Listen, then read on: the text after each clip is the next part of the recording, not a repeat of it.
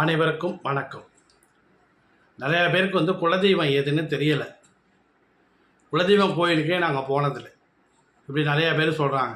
ஆனால் ஒரு அரசு வேலைக்கு ரொம்ப வருடமாக நான் முயற்சி பண்ணுறேன், ஆனால் கிடைக்கல. என் குடும்பத்தில் நிறையா பேருக்கு திருமணம் நடைபெறவில்லை. ஆனால் எல்லா கோயிலுக்கும் போகிறோம், எல்லா பரிகாரம் பண்ணுறோம், நிறையா ராசிகள் மோதிரத்தை வாங்குகிறோம், நிறையா கோயிலுக்கு போக சொன்னாங்க, எல்லா பரிகாரம் பண்ணோம், வீட்டில் ஹோமம் பண்ண சொன்னாங்க, செஞ்சோம், ஆனால் எதுவுமே நடக்கலை. யாரும் தவறாக எடுத்துக்கக்கூடாது. இந்த கருத்தை நல்லா தெரிஞ்சுக்கோங்க. உங்கள் குலதெய்வம் வழிபடாமல் எந்த ஒரு சுபகாரியம் உங்கள் வீட்டில் பண்ணாலும் அது தடங்கலாகிட்டே தான் இருக்கும். எல்லாருக்கும் ஒரே ஒரு விஷயம், உங்களுடைய குலதெய்வம் தான் முதல்ல. ஃபஸ்ட்டு உங்கள் குலதெய்வத்துக்கு பூஜை பண்ணோம், குலதெய்வ வழிபாடு அவசியம் வேணும். அது செஞ்சால் மட்டும்தான் உங்களுடைய குடும்பம் சுபிட்சமாக இருக்கும். அது செய்யாமல் நீங்கள் என்ன பரிகாரம் பண்ணாலும் அது முழுமை